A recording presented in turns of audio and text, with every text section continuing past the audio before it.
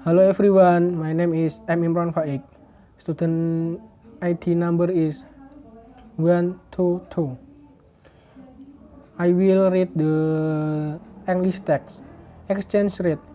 A. The Bretton Woods Agreement of 1944 established fixed exchange rates, defined in terms of gold and the US dollar between 1944 and 1971. Many currencies were pegged against the US dollar. Their parities with the US dollar were fixed. In this period, a US dollar was a promissory note issued by the United States Treasury. If anybody requested it, the Treasury had to exchange the note for 1/35 of an ounce of gold. Under this system, overvalued or undervalued currencies could only be adjusted with the agreement of the International Monetary Fund. Such adjustments are called devaluation and revaluation. The Bretton Woods system of gold convertibility and pegging against the dollar was abounded in 1971. Because following the inflation, the Federal Reserve didn't have enough gold to guarantee the American currency. B. Gold convertibility was replaced by a system of floating exchange rate. Today, the US dollar, the unofficial world currency, is merely a piece of paper on which is written, "In God we trust, God not gold," freely or clean. Floating exchange rate is determined purely by supply and demand. Theoretically, in the absence of speculation, exchange rate should reflect purchasing power parity, the cost of a given selection of goods and services in different countries. Proponents of floating exchange rate, such as Milton Friedman, argued that currencies would automatically establish stable exchange.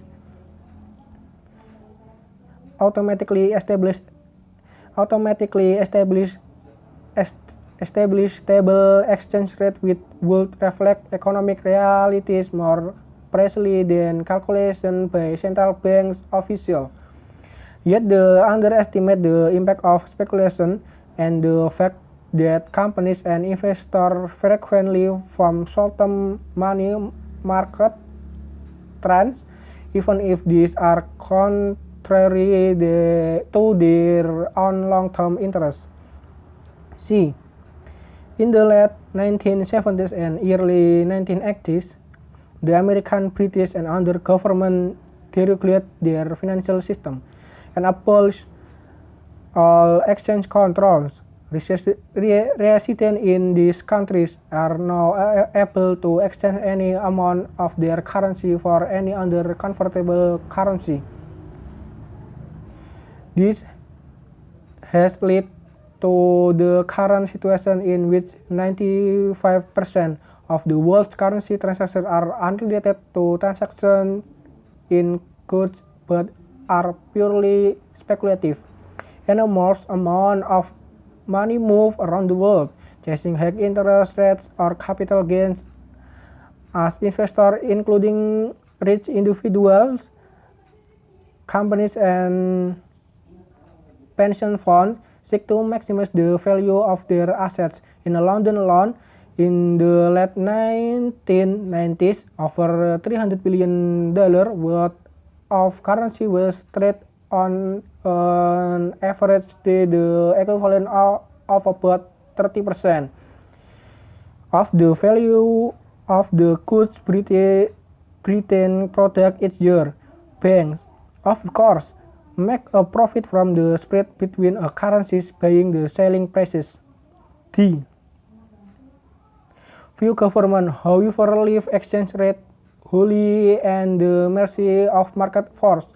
Most of them attempt to influence the level of their currency when necessary. Managed order T. Floating exchange rates are more common than freely floating ones. For example, in the 1980s, Most Western European governments joined the EMS, European Monetary System, which is established parities between member currencies. There was also an exchange rate mechanism, ERM.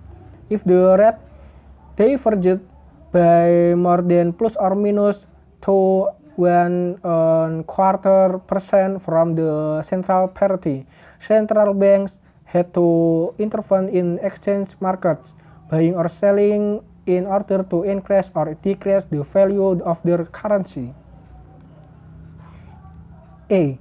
Yet international speculation can be more powerful than government. For example, on a single day in September 1992, the Bank of England lost £5 billion in a hopeless attempt to support the pound sterling. For weeks, all the world's financial institutions and rich individuals had been selling their pounds, as everyone except the British government believed that the pound had been seriously overvalued ever since it belatedly joined the ERM in 1990. When the British central banks ran out of reserve and could no longer buy pounds, the currency was withdrawn from the ERM and allowed to float, instantly losing about 15% of its value against the D-Mark. The next year, speculators attacked 5 other European currencies and the European monetary system was suspended. It was later reintroduced in a looser form. Many manufacturers are in favor of fixed exchange rate or single currency, although it is possible to some extent to hedge against currency fluctuation by way of future contract. Forward planning is difficult when the price of raw material bought from abroad or the price of your product in export markets can rise or fall by 50% in only a few moments. Since exchange control will abolish currencies including the US dollar and the pound sterling have in turn appreciated by up to 100 and then depreciate by more than 50% against the currencies of major trading partners. Pressure from industrialists and government led to the introduction of the euro.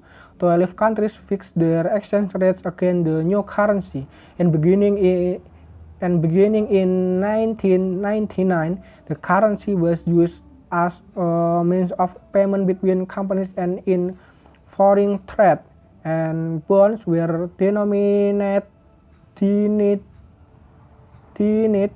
The euro came into existence as a real currency in 1922, when the old notes and coins in the 12 member countries were withdrawn. Thank you.